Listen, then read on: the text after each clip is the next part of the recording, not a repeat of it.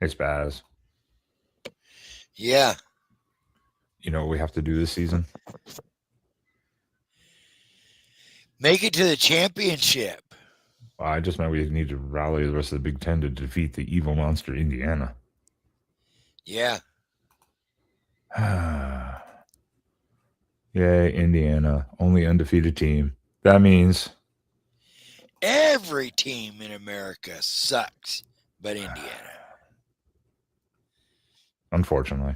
Every week your team sucks. Every week we let you know we are here to make fun of you. The After Dark Show is upon you. The After Dark Show is upon you.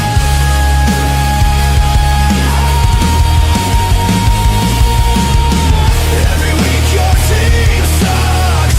Every week we let you know we are here to make fun of you.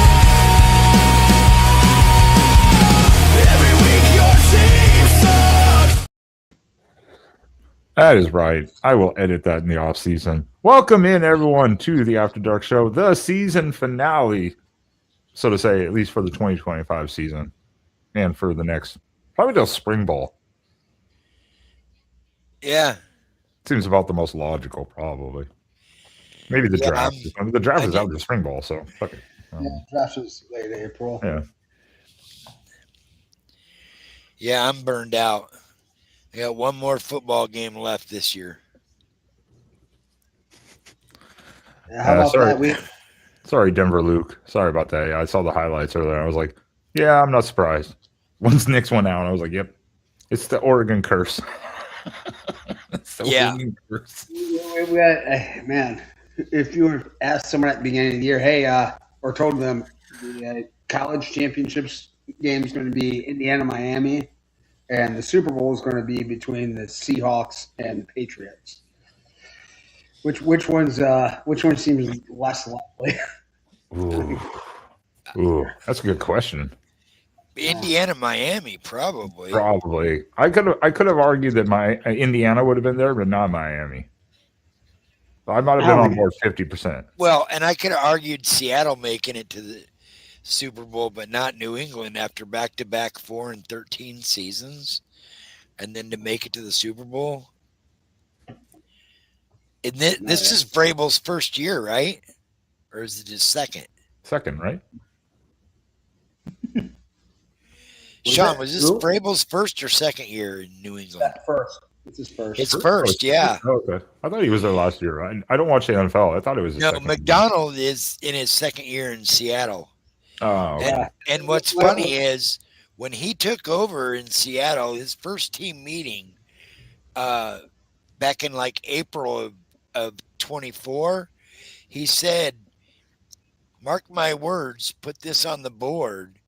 And he said, this group of individuals in 2 years, we're going to be hosting the NFC Championship and we're going to go to the Super Bowl. And he did exactly what he said he was going to do in 2 years. Seems like some fishy situational stuff going on up there. He got a beat on. Someone dropped. He's trying to pull that Signetti fucking shit. I win. Google me. There's a little Michigan, little bit of Michigan Ohio State drama with those coaches. Well, Yeah, quickly, everyone, guys. What's that? What? I'm done. Damn right you are. No. Well, everyone, thank you for being here. I know it's a late night. It's after football season, but appreciate it. Hit that like real quick. Hit the subscribe. We appreciate it. Still searching for that elusive 100 subs on the Quacking Off channel. Yeah, because somebody unsubbed. What? Yeah, I will call you out with the grammar. I will. We only approve of correct grammar in this stream. Unless you're Troy, we forgive you because he's an Ohio State fan who lives in Chicago. Oops, did I just dox him? Shit. Yeah, that's it. That narrows it down. Narrows it down by. Go knocking on every door. Is Troy here? There's Go knock on all. there's only one Troy in Chicago. God damn it! And all the suburbs. 9 million people, only one Troy. So the whole point of tonight was to look at the 2025 season in kind of a nutshell, and take suggestions also from the chat, because there's too much different stuff in different conferences and all the.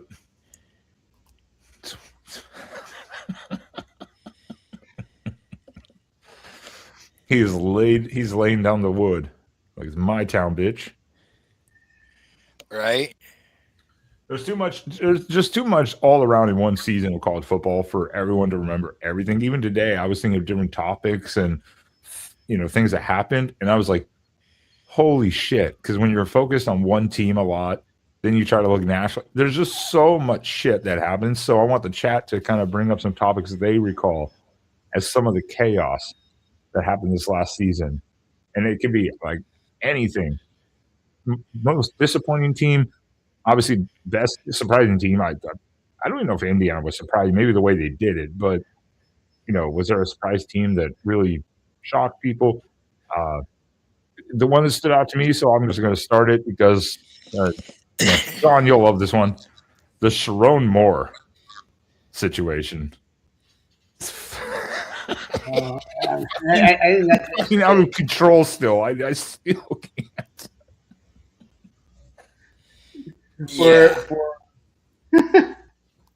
No, the Sharon Moore thing we could do have its own show for, and I'm sure you guys did. The Voice Michigan channel streamed for like 18 hours that night or something, and then. What type of that university has just. At least they rebounded with a Kyle Whittingham, but imagine if Kyle Whittingham hadn't retired. Who would they have gotten? They weren't getting Sataki even. You needed just a perfect candidate to be like, we're going to be good now. Yeah. They were really cocky too and thought, we'll give Nick Saban a call. He'll probably say no, but everybody else we can probably get. Nick Saban, Urban Meyer, call up Sean McVay. Get Mike McDonald back here. But then it was just, had Whittingham not been available, they probably weren't getting DeVore or Dillingham. And, and then they would have really been scrounging. I don't know who you would have got. Whittingham, at least, if you wanted a good image coach who has not had, like, I don't want to say scandals, but hasn't had, like, actually public issues that I'm aware of or anything severe. At least he's a good, solid candidate, that they got. So, but the Sharon. It was fucking Michigan, man. The university is a disaster. What a joke. What an idiot. Can we recap what happened? So what is he? He's sleeping with his what was her title again? Basically like a personal assistant, I believe. And he gives her a $50,000 raise or something like that. So then she ends, or dashes or whatever freaking the next day pill. The university finds out. Yeah. University finds out. He goes over, breaks into her house, puts a butter knife to his neck or something. After having an argument with his family at home. And then ends up in prison. Or in jail. Well, in jail for the weekend, basically.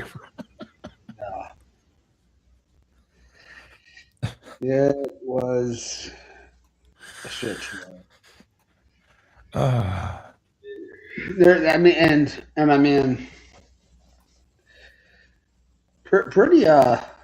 pretty fitting that he got caught with Plan B because I'm pretty sure he was Plan B for Michigan to begin with. So, Well, I think you're 100% correct because I think about 2 years ago when he was named, I think most of us here said this seems like a filler for a few years. This is not like the coach they want.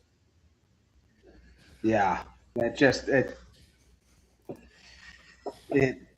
was it made a lot of sense. For some reason Michigan fans really wanted it. I think they just thought they could like milk the Harbaugh train legacy forever. Just have someone who knew how to run that program, and yeah, that did not work out. So complete rebuild time for Michigan. Complete blowing up of that organization. Oh, they need it. I mean, they need it. In a way, they decided to sink faster than Titanic, in a way, just to be like, all right, reboot. I mean, yeah, absolutely. Hey, I'm interested to see. I mean, I think the Whittingham thing's interesting. You have a coach that already was retired. He was already out the door. And he's literally coached in like 2 places his entire career. I think he's 66, and I think he spent like 63 of them in Utah, something like that. yeah, he did like 3 or 4 years coaching at like a D2 school or something like that. Then went to Utah with Meyer, or like halfway through Meyer's tenure or something like that, and then he stayed there the entire time. He was there for like 30 years. He was 24 seasons, wasn't it, Spence? Something like that. Something like that. It was a long, long time. He was at Utah, I thought, for quite a while before Meyer got. Let me look. No, actually, Jackson, I'm eating homemade jalapeno cheese rolls. Ooh, sounds good. If I hadn't had steak dinner earlier, baked potato, I'd be like, yum. But now that makes me feel nauseous. Let's see. Kyle Whittingham is 66. He was a player up till 1987. Which is funny. He played at BYU, by the way, just for those people who didn't know. He played at BYU. Then he was with Denver Gold. I guess that was a American Football League or something like that. Arena Football League team, maybe. Yeah, New Orleans Breakers. Then he was with the Rams. Then he did coaching at BYU as a grad assistant. He was at Eastern Utah for years, DC, Idaho State as a linebackers coach and special teams coach, and then DC for about 5 years. Then he was at Utah as a D-line coach. Oh, yeah, that's when he went to Utah, 1994. So since 1994, he's been at Utah. So 31 years he's been at Utah as a coach of some sort. Damn. Yeah. I knew he'd been there a long time, but damn, I didn't know he'd been there 31 years. Jesus Christ. It'll be interesting to see how he adapts to a new surrounding, new environment, 2, just like a much higher pressure job, and 3, this whole new era, NIL. I think I imagine he might not do all the things in the NIL transfer portal to get Michigan where they want to be, where they were at the end of the Harbaugh era, but at least there'll be more structure to the program for at least a couple years. I don't know. I really have my doubts on how long he'll stay. Well, yeah, he's supposed to be there 5 years, right? I think it'll take a year to restructure everything, but then I think about after 2 to 3, he'll probably be like, he'll be 70 then, basically. I mean, like, but he doesn't. Belichick's still coaching. I know he doesn't. Yeah, Whittingham is much fitter than fucking Belichick. And Murris, why is it hard to find this show? This is why you need to be subscribed. You're the reason we haven't hit us. No, calling out people live on stream. You're the reason we haven't hit 100 subs yet. Oh, that's a good question, though. Whittingham, I think Whittingham's a good one. There was a comment here, so I want to pull it up. Jason, our regular. You're really surprised Belichick had such a rough year? Talk about a shit show from the off season. Oh man. Belichick and his girlfriend of like 50 years younger. Well, and they brought in damn, what is his name? The Italian guy that was with him in New England. Oh. As the GM. Dante. God. Shit, now I don't remember. All I remember is he brought in, his son to be DC. Scott Piola. No. But yeah, they brought in him and Belichick, and they're like, oh, this will be a good combination. These guys know each other. They know how to maneuver caps and things like that. And they had that first good drive, and it was all over. I remember because that game I was watching, I did a YouTube short afterwards going, Michael Lombardi, thank you. Oh, Lombardi. Oh, okay. There we go. How did we forget Michael Lombardi's name? Jesus. I did a short after that first drive from UNC when they scored a touchdown. I was like, okay, you might actually be in good hands. And then at halftime, I was like, never mind. Hit the panic button. Hit the panic button. This is a shit show. Like, I guess if you're a UNC fan, is there expectations for next year?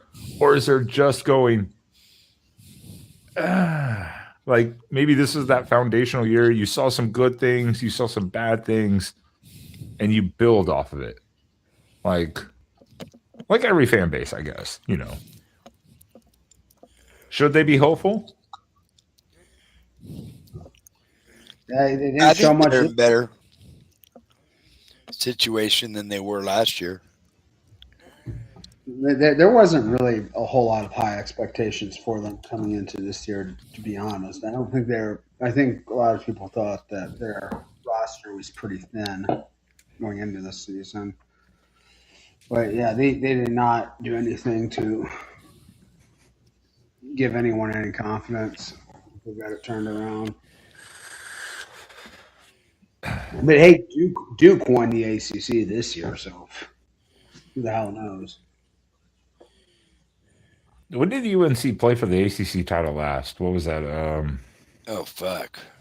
That was like in 17. Something I was like, that. I was like at least 6-7 years.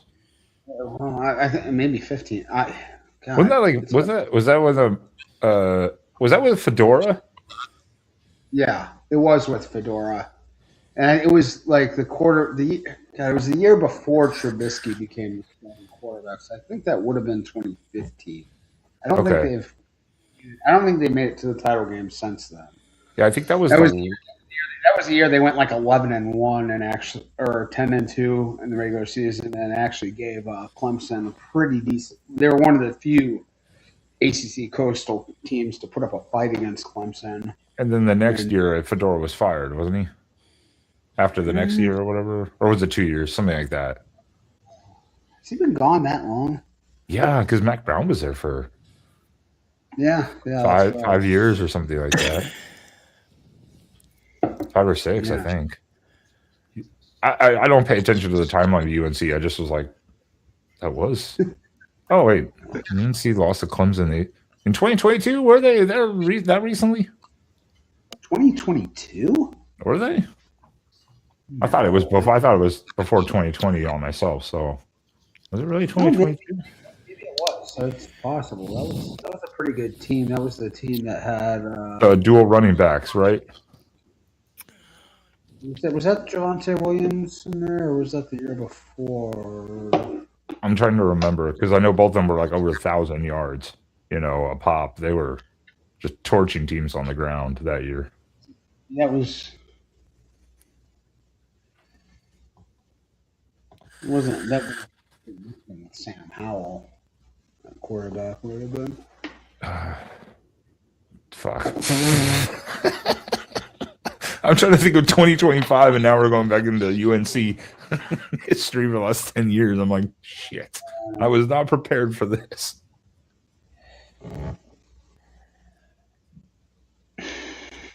Who gives a fuck? It's UNC. You know, you could probably easily just look this up. I could, but yeah. Was it? Oh, it was Drake May, wasn't it? In 22? I don't think so. I don't think he was there. I think he was redshirting that year. Yeah. Okay. So yeah, losing both times. They've made it twice, 2015 and 2022, both against Clemson. Right. Yeah.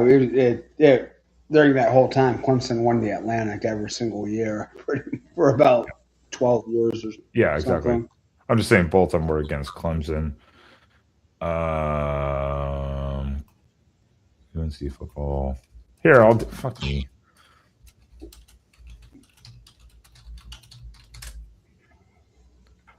Drake May, yeah, was 2022's quarterback.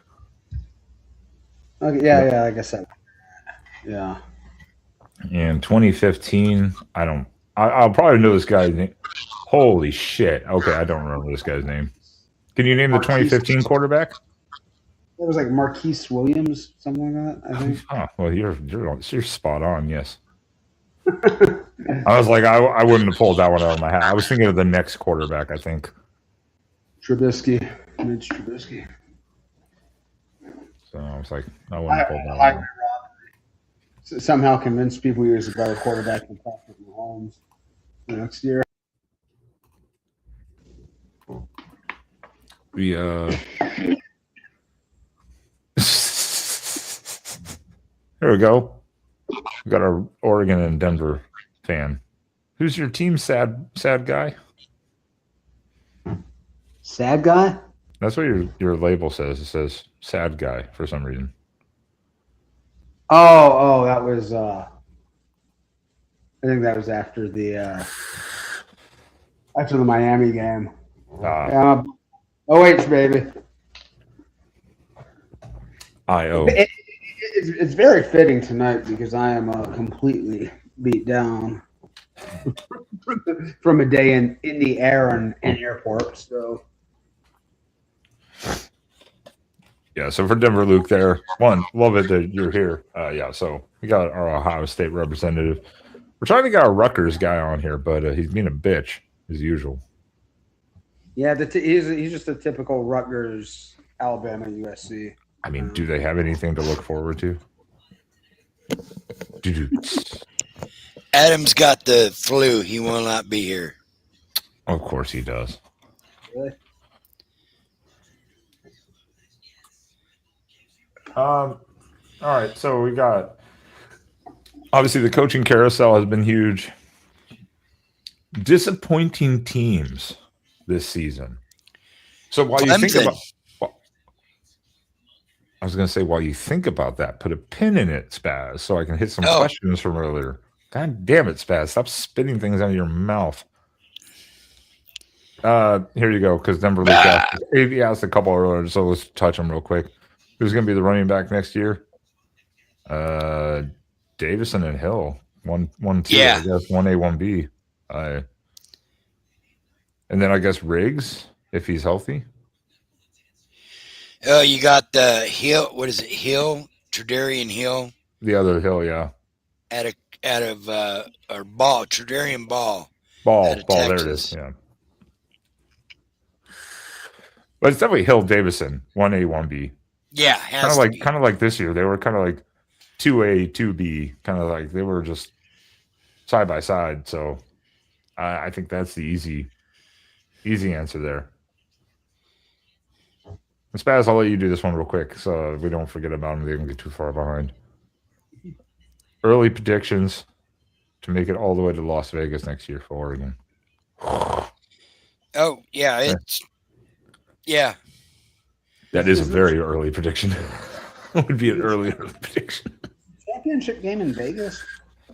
Yes, next year it's in Vegas. Oh, so like they're not they're that's not part of the bowl system, is it? No. If it was Phoenix, then you'd be No. like, cool, Fiesta Bowl, whatever. But Vegas, that's kind of a. I know in Vegas they're at the. Oh, no, I think what he means is Vegas as in the Big Ten title game. That's in Vegas next year, right? Instead of Indianapolis. Next year's in Vegas, right? I don't know. I think next year the Big Ten title game is in Vegas. I know everybody's been saying that the title games in Vegas next year tw Yeah, I haven't checked. I don't even know. Let me see. Let me see.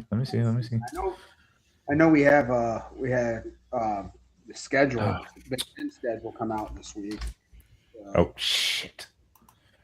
Sorry, I screwed up typing. I put in 2026 national title and it pulls up this year. No. Next year's 2027 CFB national title will be in Las Vegas on January 25th, 2027. Weird. Yeah, that's weird. It's not aligned with a bowl, so that's kind of weird. But I think the Big Ten title game next year is back another year as well, or another week. Pushed back another week? Yeah, it's January 25th. It's January 25th, yeah. My goodness. God, just make the season longer and longer. Okay, and next year's Big Ten will be still in Indianapolis. I thought that was what was moving to Las Vegas. Maybe we got the information mixed up earlier in the season. There's been buzz about them moving it to Vegas for a long time, and I think that's great. Yeah, I think we heard that, and I think we got the information.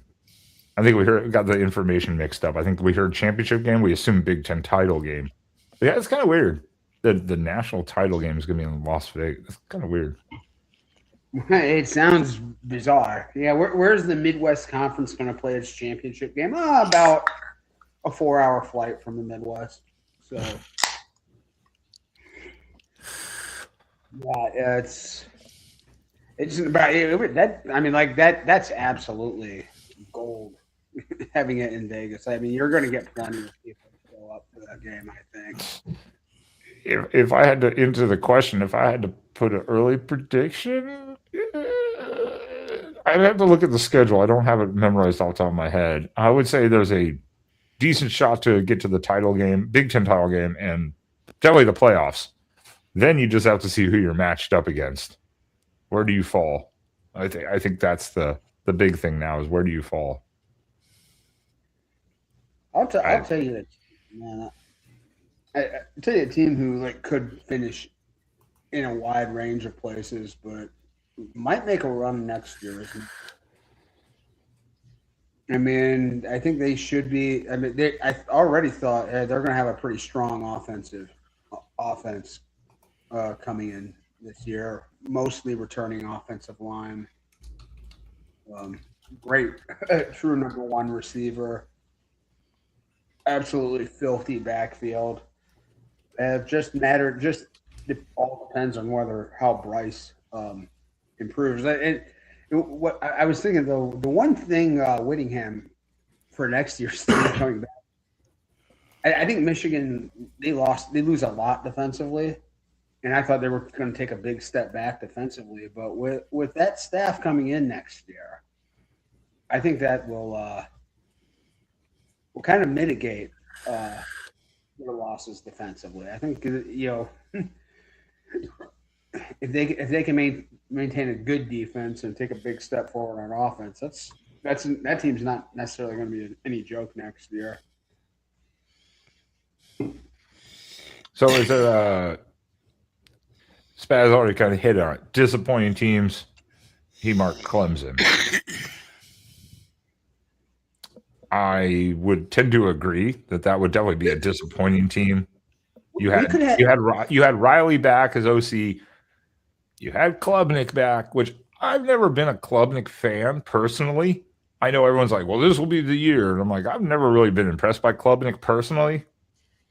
You know And what a disaster. And then Tom Allen comes in, and what a disaster. you know what I think it was with Klubnik is he had a really good ACC title game and was impressive in their loss against Texas. So I think the way he ended the 24 season really sort of gave a lot of people a lot of false hope that he had completely turned the corner. We could have an entire show just devoted to the duds, the disappointments of this year. As far as teams, as far as players. It's not a bad idea. My brain will be working on a little script maybe over the next couple of weeks. Maybe that'll be our next one in a few weeks. Is the most disappointing top to bottom, like top 10 or something like that. And we'll all take a wager or a bet on. Throw a poll out there on the channel. Yeah. There were a lot of people predicting a Clemson national championship. Oh, there were. There definitely were. The preseason national title picks, there were a bunch of people that had Clemson. I guess they just didn't see Tom Allen coming in and somehow being so bad with the players they had, at least installing his system. Let's put it that way. But it was funny listening to Dabo a couple times go, I don't know if I've seen a worse defense. I believe Dabo literally said that after one game, and I was like, damn. Well, it's kind of like this too. It's like, will we see a fourth consecutive Big Ten national champion next year? Ooh. Is the SEC broken? And will it be a different team? Will Oregon keep the streak alive of? Or even Ohio State again, or something like that. I mean, the point is, will they take it, or will the SEC even compete for a national title? Because now they haven't even competed for it. Yeah, they haven't even been in the title game. Oh shit, Denver Luke, the young buck. Yeah, hey, young buck. You were in the 7th grade. That was 2014/2015. Whichever way you want to look at it. Spaz was already getting Alzheimer's, and I was already broken. Yeah. So I would say, Denver Luke, are you in Eugene? Sounds like he's in Denver. Just Denver Luke. Yeah, it was like sounds like Colorado at least. But that doesn't necessarily mean anything. I got Jason's. I don't think a lot of Oregon fans live in Eugene. Not a lot of people live in Eugene. Yeah, you have to want to live in a college town and have a purpose there to live in Eugene in general. And you have to. Oh, he lives in Utah. And you have to have a certain. Oh, so you're a Mormon duck. I get it. He's a Mormon duck. All right, don't harass the chat, especially newcomers. Denver Luke, please subscribe. Thank you. Appreciate it. Ignore Spaz. He's kind of a dick. I got Jason O's thing posted. I got it tagged here. But yeah, here's the SEC disappointments. I think what we saw this year, once again, as everyone outside the SEC always says, SEC props itself up because of preseason rankings, and when they lose, they don't drop. And then they get half of the SEC ranked in the top 25 and go, look at our depth. It's amazing. And then you watch the postseason happen again, and you go, maybe not. But next year will be the same thing again. It'll be the same thing. Half the SEC will be ranked in the top 25 by like week 4. Yeah, and then one of the overrated teams will lose to like some mediocre SEC team, and then that team will move up into the top 15. And then they'll lose, and then the team that beats them will go way up. You know, it's just so. It's again, if they evaluate 2 seasons down a row, you would have to think they have to shift how they're doing their rankings or everything about these teams, because obviously they're not great. Not saying they're all bad, but some of them are like, what are you doing? Well, I'll tell you, I mean, I watched a lot of Alabama and Oklahoma football, and if they're making it to the playoffs, your conference isn't that strong. I mean, neither one of those were high quality teams. I don't think. I was so pissed when when Ohio State lost. I'm like, oh, crap. We could have had either Alabama or Oklahoma in the second round. That's like a guaranteed win. It would have been for sure. Well, yeah, and again, I'll credit Ole Miss for their performance in the playoffs, avenging their Georgia loss, et cetera, et cetera. And Chamberlain got denied his 6th year, right? Yeah, Yes. but he got denied, then he was appealing it, and he got officially denied it, right? Because he was appealing it to like an actual court. Like he was, I think, filing a TRO, a temporary restraining order, against that ruling. And but he's better off just preparing, just going into the draft this year anyway. I don't know. Hard to see him replicate what he did this year, and if he is that good, then he'll have a chance to prove it. And He wasn't even the starter at the beginning of the year.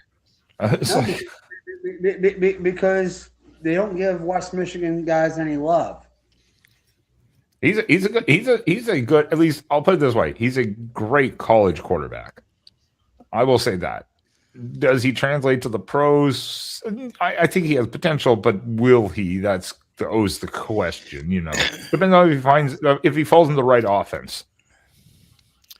Hey, look at Sam Darnold. It took him 6 years, and now he's in the Super Bowl. That's true. Sometimes you got to move around a little bit and have your bumps. Mm-hmm. So credit Sam Darnold. Not many people make it that long with the trajectory he was on the first 6 years. It's even less this long. Most don't make it past their first contract with the way his life is going. So Spaz might like this comparison. You remember Jim Plunkett? Yeah. Yeah, total failure.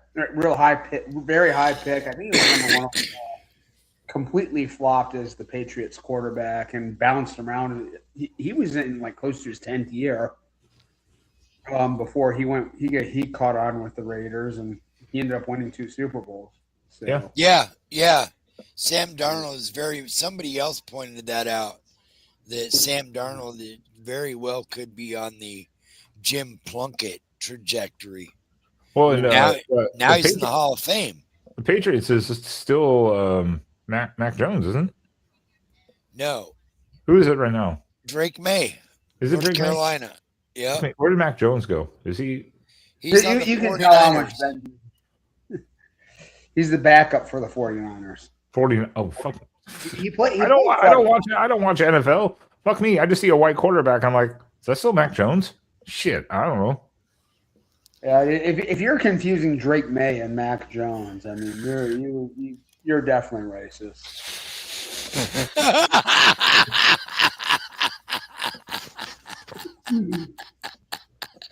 Oh, you hit that one on the head, John. Fucking hell. No, it's Dan Pastorini. Get it right. I was like Jim Pastorini. Yeah. Dan Pastorini. Come on. That's close enough. It's close enough.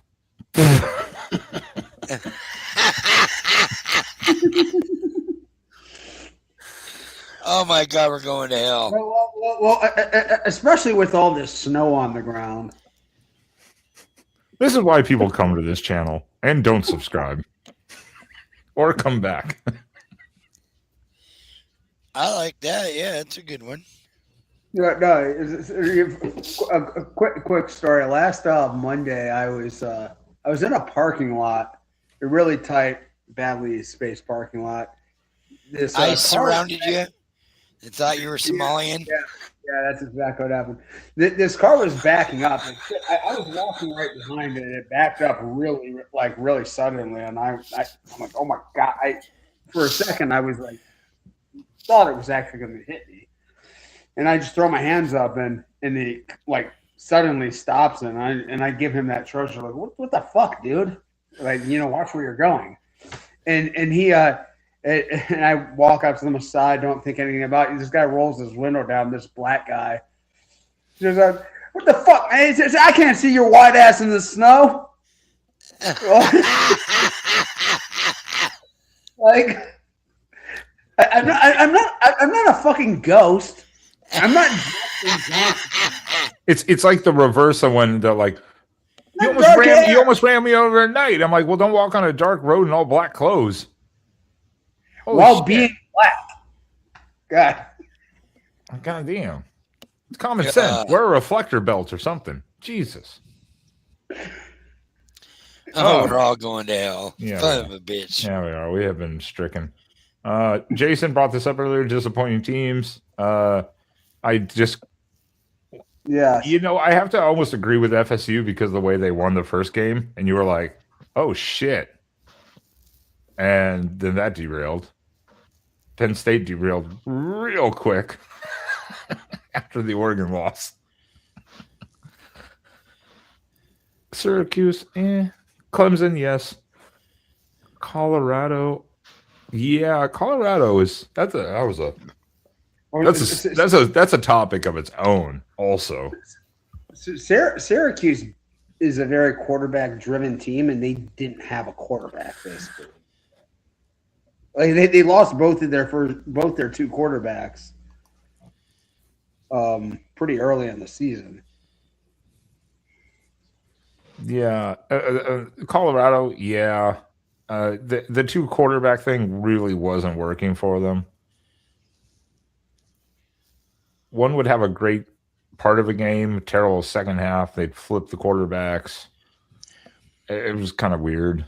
Colorado State, I can't really comment on. Florida was an interesting team this year. They won the games they should not have won. A couple of them, and then lost every other one. Florida was a very interesting case study this year. I'm going to say this about Lake Florida. I said this a million times. They're the most interesting program I've ever seen. They've had two head coaches in which they were like elite. One of the top 2 or 3 programs in all of college football during those 10 years. And outside of those, they've done nothing. They've been completely mediocre throughout the history. How dare you? Something like that. Yeah, I don't understand how. Florida produces more players than anybody else. It's the richest state in the country for high school football talent. How do these programs struggle? Like even Miami, has mostly struggled. Yeah, it's an interesting case study all by itself. We skipped the most important team on Jason O's list, though. I think. What was it? South Carolina? No, I think it was the last team. That would be. Sorry, I unstarted. There it is.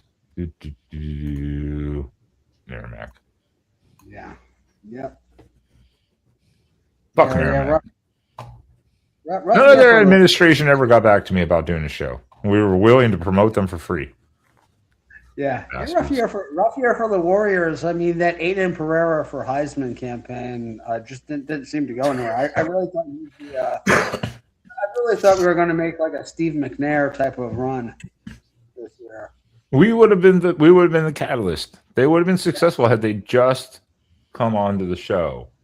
Yeah. Then they would have gone 12-0 and won the FCS. At least competed for it. Mm-hmm. Not been an absolute dumpster fire. And oh my. Oh, I am sorry for your pain. Oh, everyone, round of applause for enduring the pain that this great gentleman had to endure over there. Oh, I apologize.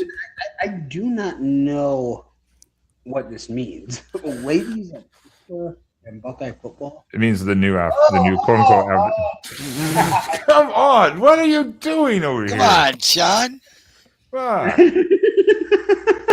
No, I got it. I picked it out. I actually here's took like a fun minute tidbit. to like get it. Here's a fun tidbit. I went Hey on man, the I was up in the air. I was up in the air for 10 hours today. I went on the show. I don't have proper oxygen in my head. I went on the regular show the other night for a minute, and Mr. Rogers even pulled up one of my comments. I was shocked.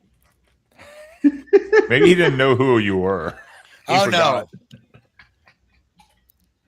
Spaz doesn't know how to create a sock puppet account, so there's no way. He knows how to create a sock puppet, but that's for other things. Oh, that is for that. Mrs. Spaz keeps throwing him away, but he's like, "Look, baby, I'm an artist." I looked at All right, Spaz. carry on, Spaz. Oh fuck!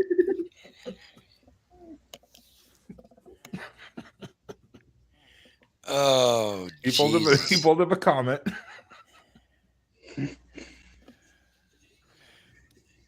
No, he's not going to tell the rest of the story. Come on, Spaz.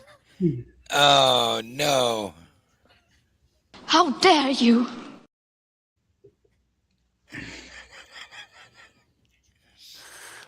So what did Mark say about your comment? What happened, Spaz? What happened? I don't even remember what the comment was, but it was something along the lines of whatever he was talking about. But I was shocked that he even pulled my comment up and acknowledged it. I was like, oh, all right.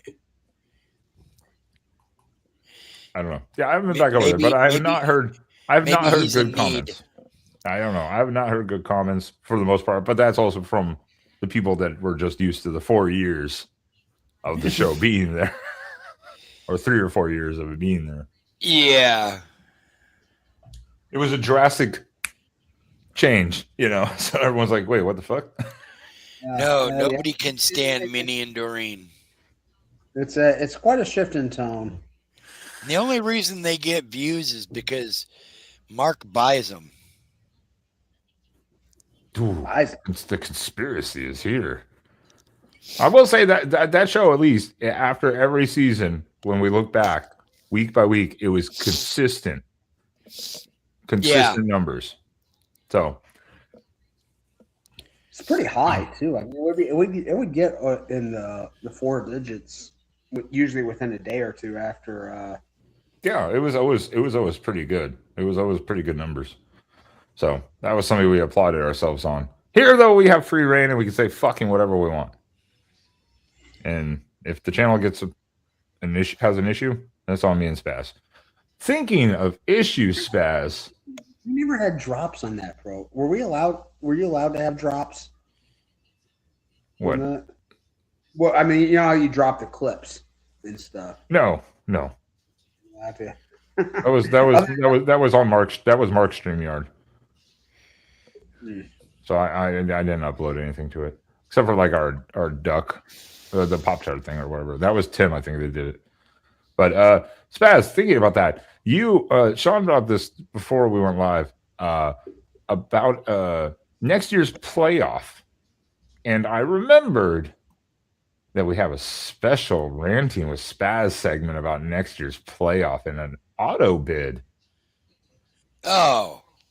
So, everyone, welcome in your favorite segment, Ranting with Spaz. So, somebody tell me, how the hell do you get a 12-team playoff rerun and you get the top 4 teams, for the top team from the 4 power conferences get automatic bids, and one particular crying, sniveling, church infested, ego Jesus infested school from the Midwest get an automatic bid into the 12-team playoffs as long as they're in the top 12. How is that possible? Who in their right mind voted for that shit and allowed that shit to even happen? That is blasphemy to the world of college football. How dare they give Notre Dame an automatic bid just because they might be a top 12 team? That is bullshit. Complete and utter bullshit. Please leave your comments below and subscribe to the channel. And we'd like to hear your blasphemous takes. I like how you work blasphemy in there. It is true, because even this year they were this close, and I'm like, the two best teams you played, you lost to. So Yeah, what the fuck? Yes, Jason, this is 90% of it. yeah. 90% But how of is it. that? Because they have their own independent financial contract with NBC. So, Well, they get to keep all the money for themselves. Everything. They keep it for which is themselves. bullshit. Yeah, the fighting crybabies. Goddamn right. That is exactly what they are. I mean, you do notice all the Notre Dame fans rage quit once the playoff We have came not out. seen Will since the end of the college football regular season. We need to do a welfare check on him. You know what? I think it's actually right because Notre Dame, a Catholic institution, 12 is usually the cutoff line anyway.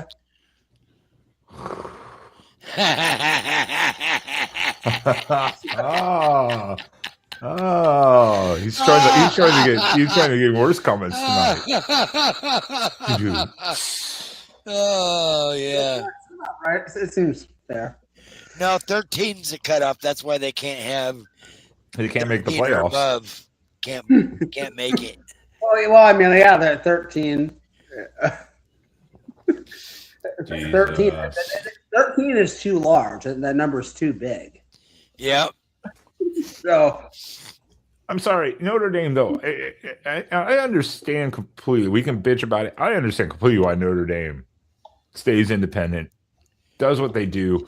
Because one, they keep all the money. They've got the sweet TV deal. All the playoff money goes to themselves. They don't have to distribute amongst a conference. I understand it. But then don't bitch if you are sitting at home 10-2 and another team's going and getting a 12th win when they were 11-1 and maybe borderline or something like that, or 11th win when they were also 10-2, and they win their conference going in and you're bumped out. Don't bitch about it. Change your situation. Add a 13th game or something. Do something. Don't just sit around on your ass and bitch.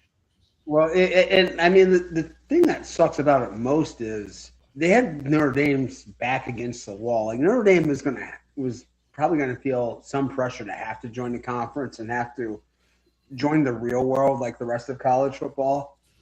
But no, little lifeline. Now they can feel more comfortable sitting in their little pristine echo chamber island. Well, they were stressing before the season because I haven't watched in a while, so I don't know how he has been doing. I'm sure he's better now, but I was watching Always Irish like at work. I'd listen his live podcasts and stuff like that. I'd be listening, and he's like, "Dude, we gotta split this 1-1 at least.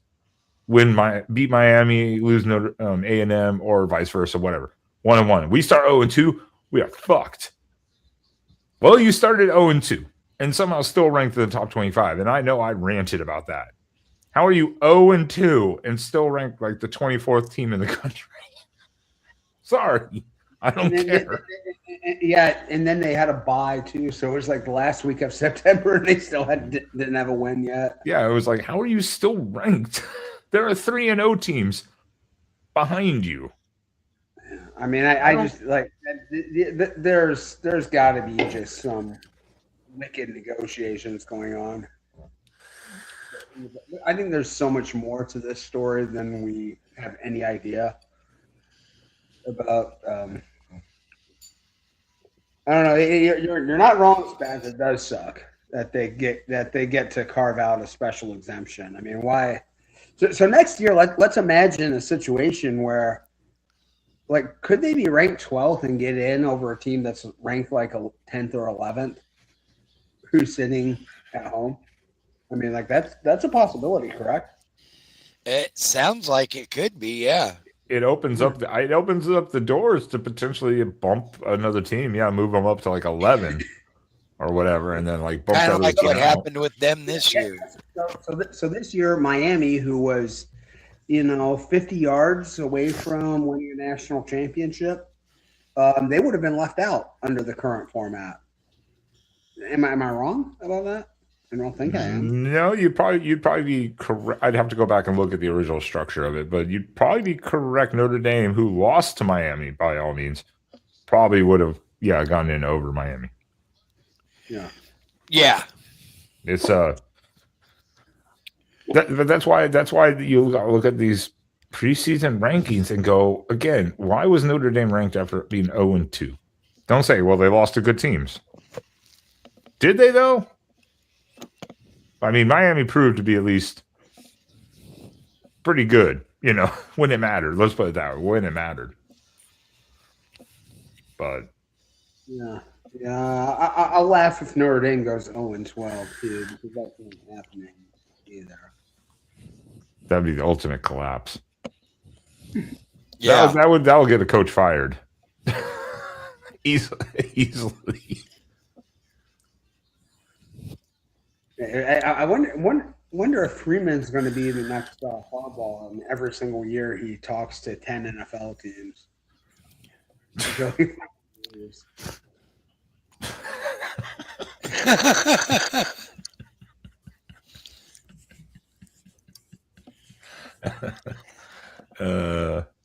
That will be done. And it was done. All Catholics will. Yeah, I don't know. We say it. I think every year we say it, and the rankings still just do the same shit every year, no matter what. So at some point, I guess it's not even worth bitching about to a degree because it never changes. Every year they do it again, whether it's the SEC, Notre Dame, etc., etc., etc. 10 Hail Marys to you. Fine. What do we got? We got a bunch of the coaching stuff. We got rankings. We got SEC losing.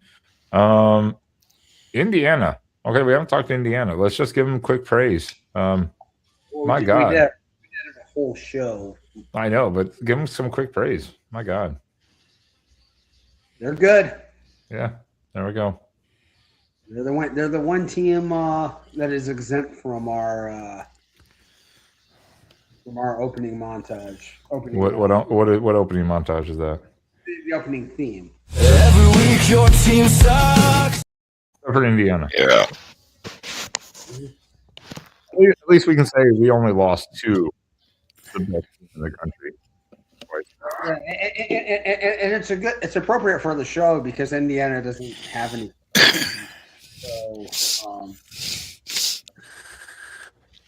So we can. Any other from the chat or from us? Real quickly looking at things. Is there any other kind of standout things of the season?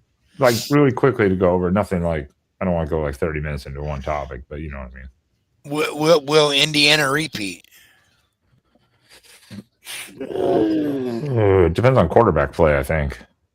They're not. I'll say it now. They're not repeating. They have to replace a lot of players. I think they need to have a pretty solid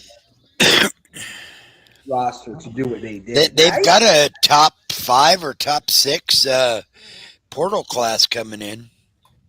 Yeah, we'll see how well they acclimate to this. Signetti's guys from JMU are all gone. All of them are gone after this. Yeah, that is true. And TCU fans were not that impressed with Hoover. Yep. No. I mean, like next year will be very interesting, and I expect. I mean, I just expect. I think they've got a really good program, so I expect them to have a quality team. But I wouldn't be surprised if they have a fairly steep drop off next year. I mean, I'm kind of expecting them to be like an 8-9 win team. which is still not terrible. I mean, in the sense of when you had two really good years, you're going to expect a team maybe to have a potential drop. But I don't know. I mean, let's see what the roster looks like their spring game when that comes out, kind of thing. See when it forms. Have a better idea. I'll say this: I think whoever ends up with Mendoza is not going to be happy in the long run. I am not.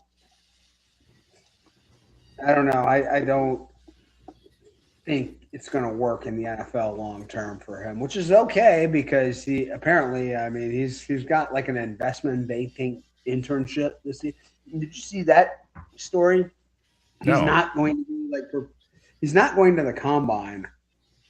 And I think he's not doing anything in the pre-draft process because he's got like an investment banking internship in New York.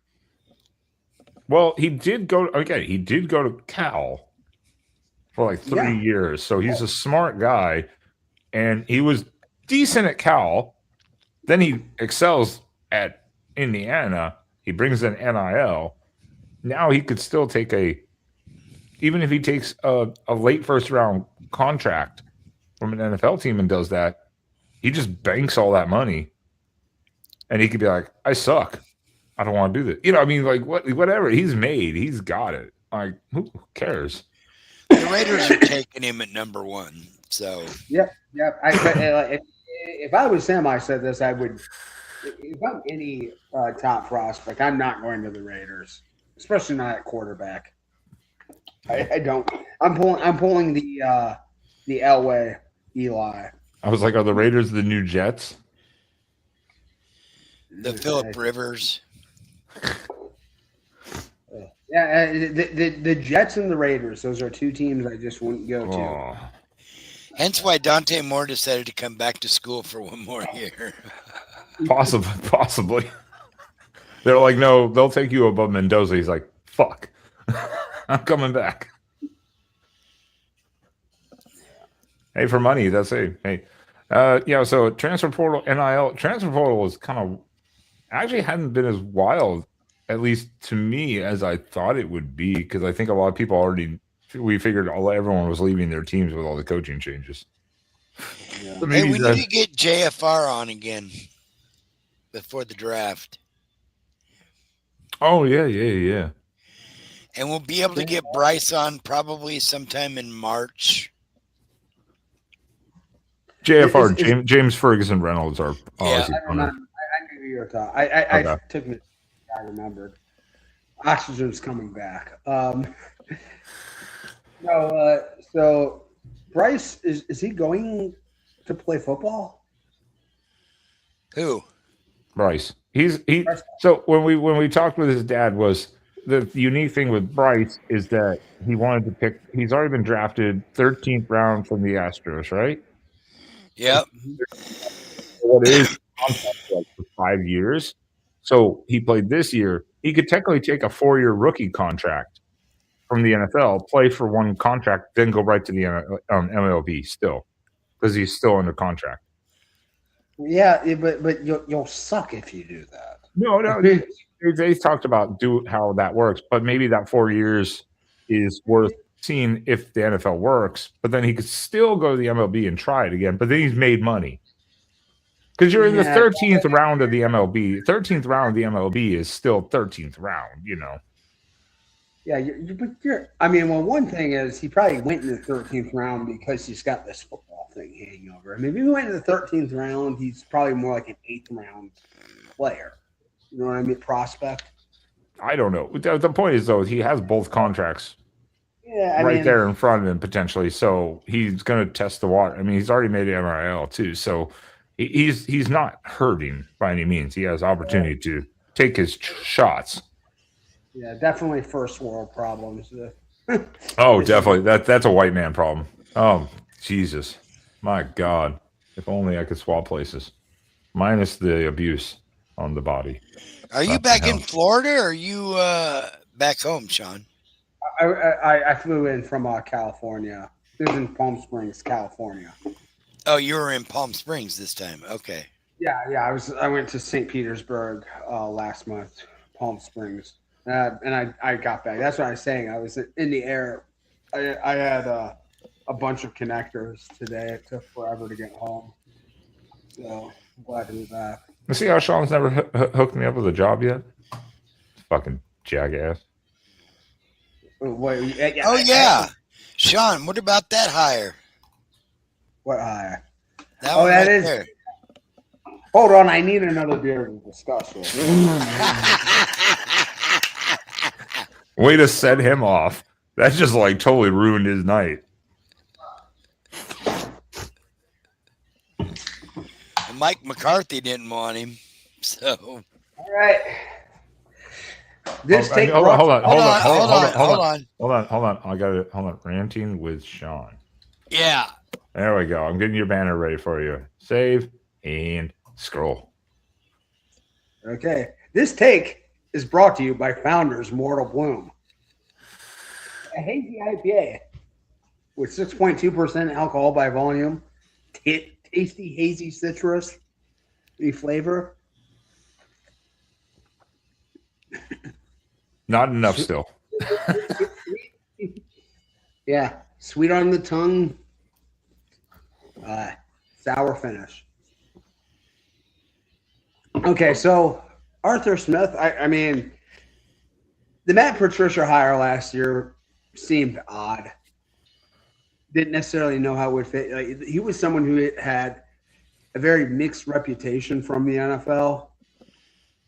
It's like, yeah, that's okay. We'll see it. It might work. It might not. And it worked very, very well this year. Ohio State's defense, one of the best I've ever seen. This Arthur Smith hire is different. I don't know.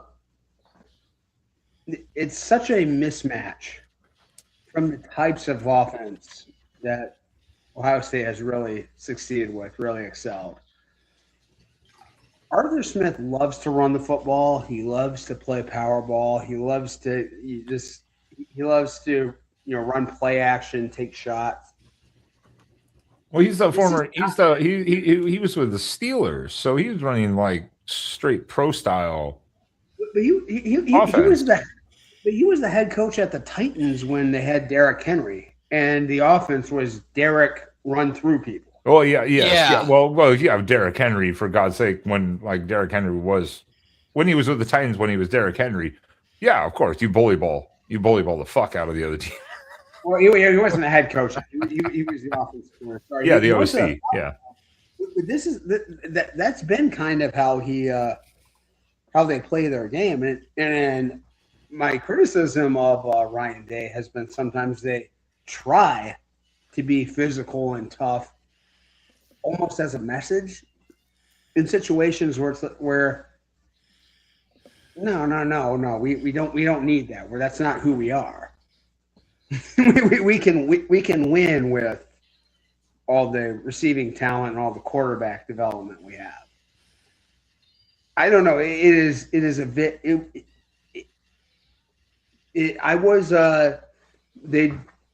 I know that this has been in the works for a long time, and I'm actually surprised that he was the guy, because the Steelers got eliminated a couple weeks ago. But I knew that they were targeting, and I said it on the show. I had it on good information. I had it on good background that they were targeting an offensive coordinator whose team was in the playoffs. The fact that it was him was a big curveball to me. I'm not gonna lie. I had a few other names on my list before then, but Ryan Day has dug into that NFL well really, really hard the last couple of years. I mean, it's mostly worked out, but I don't know. We'll see. It's going to be a big shift offensive, philosophically next year for Ohio State on offense. We shall see how it works out.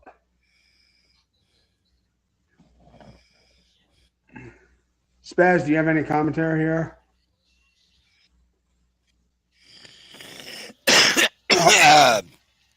Just kind of shocked. It's the last hire that I thought that Ryan Day would make. Doesn't make a lot of sense to me.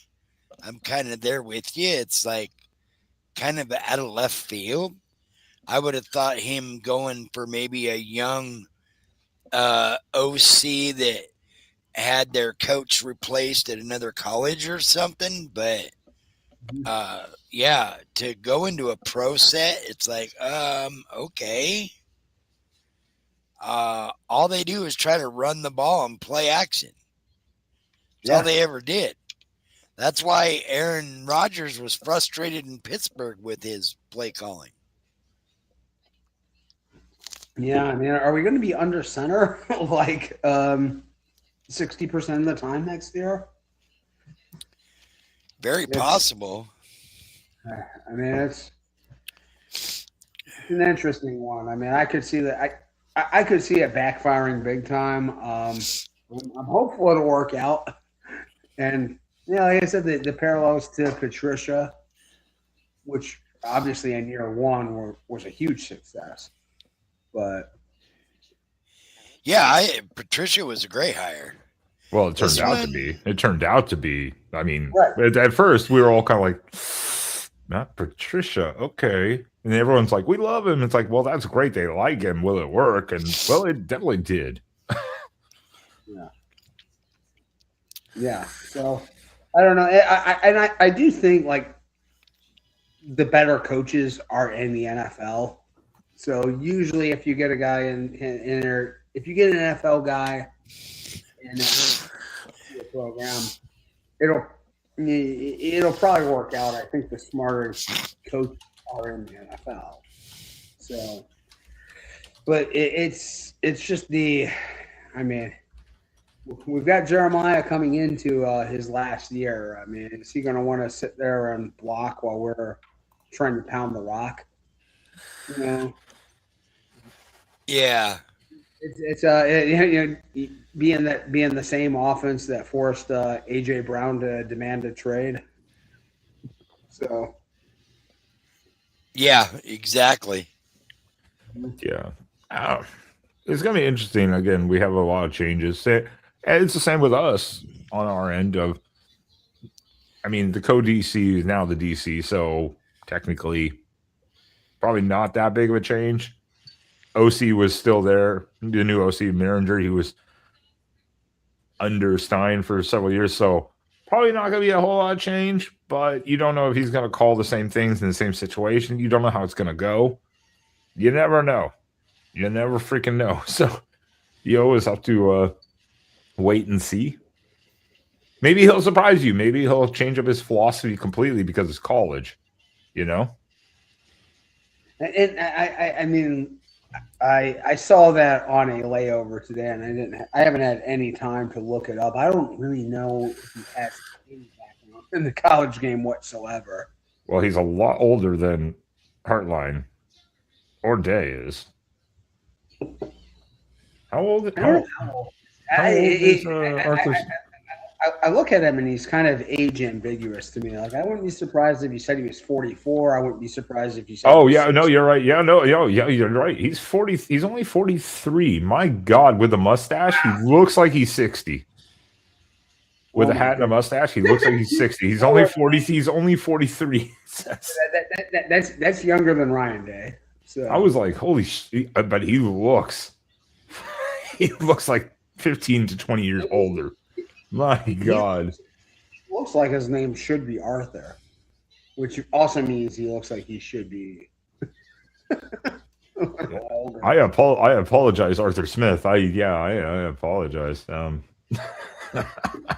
apologize for misaging you. Age, whatever, fucking yeah, whatever. All right. Well, Spaz, we got a couple quotes, a couple comments here real quick, and then we're gonna we'll probably wrap it up. We're gonna go for an hour. We're a little over, but everyone, please, again, this is the season finale of the After Dark. But you've given us some good ideas, and Sean has brought up some where maybe once a month going forward, outside of other news, we should do a season recap of a team such as like Clemson or like LSU to the ultimate downfall and debacle of Brian Brian Kelly Kelly, yeah. and such. But Denver Luke had one here for you, Spaz. Not really a question, more of a comment, but Yeah, I think he'll be all right. I think it was a smart move in the end run. Just sit him and let him completely recover from that broken leg or whatever it was that he had. Stress fracture, whatever they wanted to call it. And I think next year's class, if Maringer opens the offense a little bit, I mean, him and I'll tell you, Decorian on opposite sides of the field. Here's what I loved. What I saw Seattle do today against the Rams with Sam Darnold. Nobody saw that coming. But because he lost their second running back, they only had Walker. They knew they were going to have to go air it. And Oregon right now going into next season has at least a two-headed monster running back. Plus they've got a few other running backs. But you definitely got a 1-2 in Hill, in Deere Hill and Davidson. And you've got a slew of receivers. And you got a quarterback that if you give him some play action and you go over the top, like Seattle was doing all night tonight on the Rams, they'd run it and then they'd play action, roll out, and every time Darnold was hitting 15, 20, 25-yard throws all night long, just click, click, click, click, click.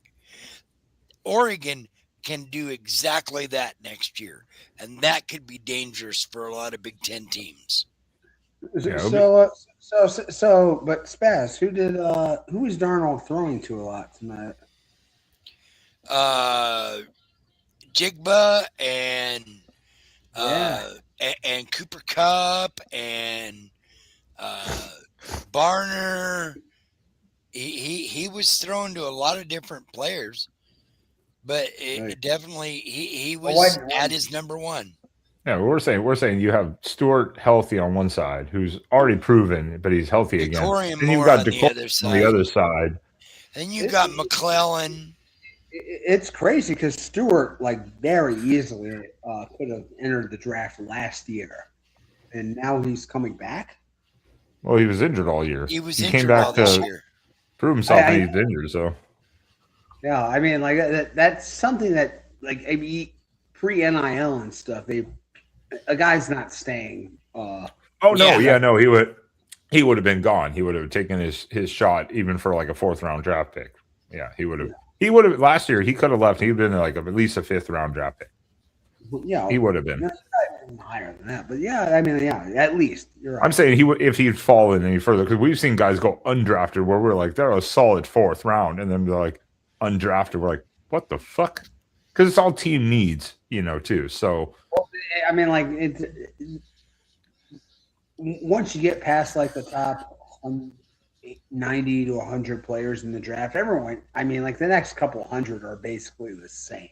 They're basically kind of. They're kind of like, hey, we kind of like you. Let's see what you got. We're gonna give you a chance. Yeah. This is a good one. It'd be interesting. You go if you went back and watched or even looked up the draft list from years past. Rapid fire, 30 seconds. This is go. It's the only other one I have start up. It was just a comment from last year. That if you went back through the years and looked 4th round and later in drafts and how many of those guys made any sort of impact in the league, it's probably a pretty small percentage. Yeah. So this is a good comment from earlier. At least their opinion. Best 3 quarterbacks next year for Oregon, OSU, and LSU. Ooh. There are multiple OSUs though. I don't know who you're talking about. Yeah, I'm not, sure not, he's not Ohio Oregon State. Yeah, not Oregon State. Not Oklahoma State. No. I don't think, but Oklahoma State did make. I mean, their quarterback did transfer because their coach went to Oklahoma State from North Texas, so they have an opportunity. But that team has such a rebuild. Behringer or whatever his name is. No, fuck me. Really, I have to look this guy's name up again. Oklahoma State hires football coach Eric Morris, and I forget what his quarterback Mendelson or Oklahoma something. State transfer quarterback. I forget what his name was, but he was really good. Drew Mestemaker. Yeah, whatever. Mestemaker. Whatever the fuck his name was. Yeah, I know, but he's really good. He's really good, and that's why it made sense that he went. But Oklahoma State has so much rebuilding to do. It's definitely not going to be that LSU. And who is LSU's quarterback next year? Garrett Nussmeier? Love it. You know what's fit? Levitt, isn't it? Levitt went to LSU. Eric Morris played at Texas Tech while Mike Gundy was a head coach. Did Levitt go to LSU? Yeah. Mm-hmm. Sam Levitt is going to LSU. I couldn't remember. Yeah, that's why I had to Google it quick. I was like, Sam Levitt did go to LSU, right? Yes. Yeah. So I could see that because I said if we got a transfer quarterback, I wouldn't have mind taking Levitt by any means. Levitt's got that. He's got a fire to him, you know. Okay. So when we were talking about disappointments, I wanted to bring this thing up. The 2026 QB draft class. That has to be the biggest disappointment of them all, period. Every NFL team was expecting this to be a significantly better class than a year ago. That's because everybody went back to school. But no, it's not. Garrett Nussmeier just wasn't good this year. Aller was a bust. Aller was a bust. Klubnik was a bust. Sam Levitt got hurt and is coming back. Yeah, all the other ones came back. Yeah. Yeah, Moore is coming back. So you've got Mendoza. You've got Mendoza. You've got Beck. I mean, obviously multiple others that are there, but you don't have much. You have Ty Simpson, maybe the second best score. We might not see a quarterback taken after Mendoza until the third round this year. No, they're already saying that Ty Simpson's going to go mid-20s. Yeah, we'll see. Still mid-20s though. That's quite a drop because Mendoza's probably top. He's going to be top 5 or 6. Mendoza's the number one. Is he going to be number 1? Yeah, the Raiders are already taking him. Okay, I mean that's fine. I was just like he'll be top 5 or 6 for sure. But then that's still a significant drop to not have another quarterback taken for 20 spots. Let's say, you know. Yeah, and it happens every year. Got quarterbacks that are getting projected in the 20s fall, and they just keep falling. It's an extraordinarily bad quarterback class this year. It's a really bad draft class overall. All right, you need to bookmark this. You need to bookmark this next statement. What? 2027 National Championship game, Allegiant Stadium, Las Vegas, Nevada. Oregon versus Texas.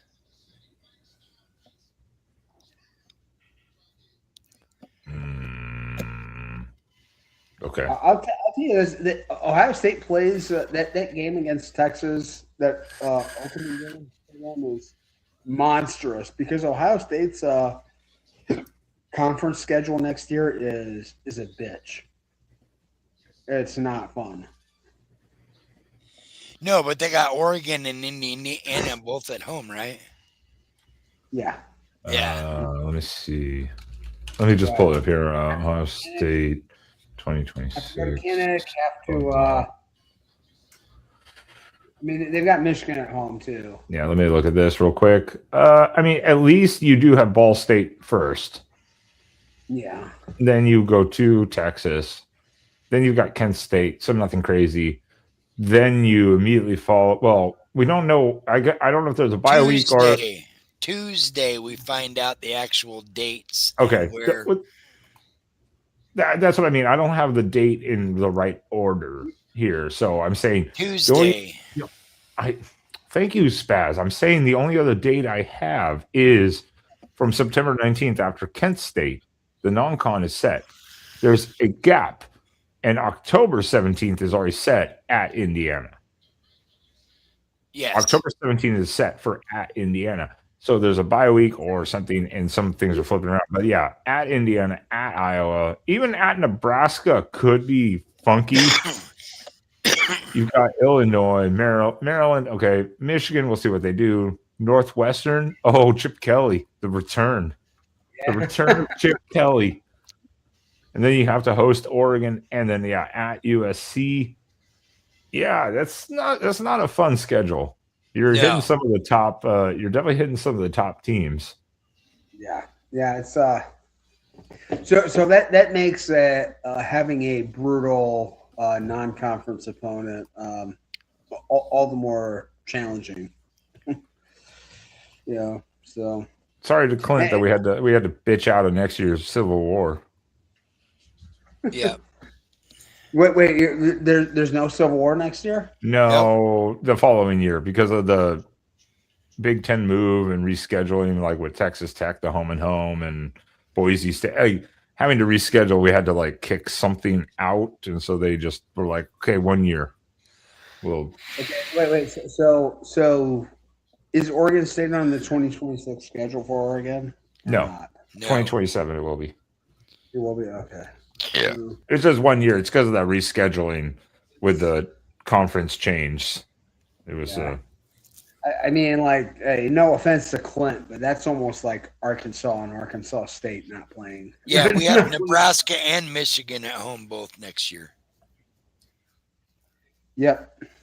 Yeah. The return of Kyle Whittingham to Hudson. Yeah. He's probably like, fuck. Oh, Whittingham. Michigan may not fall off that bad. I don't think they will. I think they'll be all right. I mean, I think they have a real chance to be a playoff team, to be at least a Big Ten contender next year.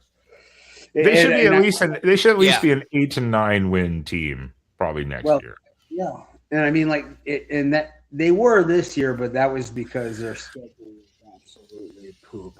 It was strong. They played nobody, and none of the top Big Ten teams until Ohio State this year. And probably should have lost Northwestern. They probably got some referee assistance in that game, but no. I mean, like I said, like if Underwood's legit and he takes a step forward, that offense is going to be pretty damn frightening next year. Like I said this earlier. I thought the defense was going to be a big Achilles heel for Michigan next year, but with Whittingham coming in, they can shore that up and make that, put a unit out there that's competent. Michigan. And Martindale really didn't do that bad of a job. It was just their offense was kind of inept, and that was also protecting Underwood. But their defense wasn't terrible. Mm-mm. But this, as far as the talent goes, next year's Michigan's defense is probably the least talented in the last 20 years. I mean, they are a patchwork unit coming back next year. Yeah, stay on the show and whatnot next year, Rascal, and we'll probably meet up for that Nebraska game. So I was like, Jesus. I'm still not sold on the Raiola take here in doing this, but I get why we need the depth now because we've lost several players. I was wondering from the beginning, would Raiola play in as many colleges as he played in high school? He played at 4 different high schools. So now he's on to his second college. Do you think he'll end up at 4 different Third, colleges? isn't it? Actually, didn't Well, he he was like? he was Wasn't- committed. He was committed to both Ohio State and Georgia before flipping to Nebraska. Yeah, yeah. So Okay, so this I mean- is only his second, technically, in the sense of actually going there to play. when I'm like, I mean, a guy who played at 4 different high schools and committed to 3 different colleges, you can have him. Okay. Yeah, that's part of the reason too. I'm just kind of like, I'm not sold on this, but I get it for depth purposes, someone with experience. But we have other quarterbacks, so I'm like, still we have other ones. So I'm still not sold on it. But yeah, I don't make the decisions, you know. Hopefully, he's taking the Dante Moore approach thing. Hopefully, he's taking it seriously too. That's the difference. You have to take it seriously. Well, but Dante Moore, like, it was pretty clear. It was just like, you know what? I made a mistake chasing a bag and chasing immediate playing time. I wasn't ready for it. I'm going to come back. I'm going to learn. I'm going to come to a situation in a good program that will develop and learn. Well, and I'm wondering if they're going to use him. So far, really well for him.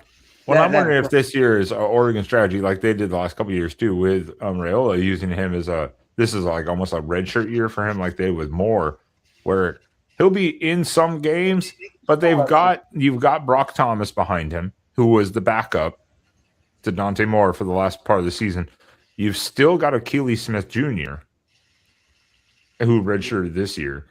Then you'll have Raiola. So maybe you use Raiola and redshirt in this year to give him an extra year of eligibility as a sitting. We don't. The coaches know what they're doing. I don't know. It's an interesting thought, but there are the quarterbacks. So that's a great part about college football nowadays. He could be like the official backup all next year and be like, if something horrible happens to Dante, like he goes down in week 4, week 3. He can be the guy that carries us the rest of the season. But, if not, he can be the backup, but we won't play him unless absolutely necessary. Yeah, because Raiola did not have a redshirt year, so he can still take a redshirt year, right? He started as a true freshman, if I'm not mistaken. He could start like 3 different games for you guys next year. No. I'm saying he never took a redshirt year though. No. So he still has a redshirt year he can give. So yeah, they could use him like that and redshirt him for a year. So like they did with Moore last year. That is possible, Rascal. I believe that was part of the deal, but I'm not 100% sure on that. Really? I know there was talk of that. Okay. So it is possible. It's kind of like we got offered in Hughes. That didn't last long for Hughes at running back, but it was kind of a package deal in a way, even though they're offered. Is offered going to start next year? Probably. Yeah, probably. Yeah. He got over that first year. Those first year struggles. Yeah, he was a Buckeye. So.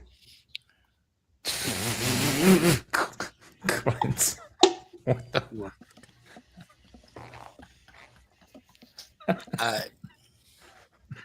Clint, why? That's it. That's all, folks. That's it. I was like, there we go. Clint, shut this bitch down. Clint did it. All right. Well then, everyone. I guess in maybe what question? I just want to ask: does Oregon have retired numbers wrong? Technically, no. Technically, no. I don't think because Mariota's number wasn't retired because Gabriel wore it.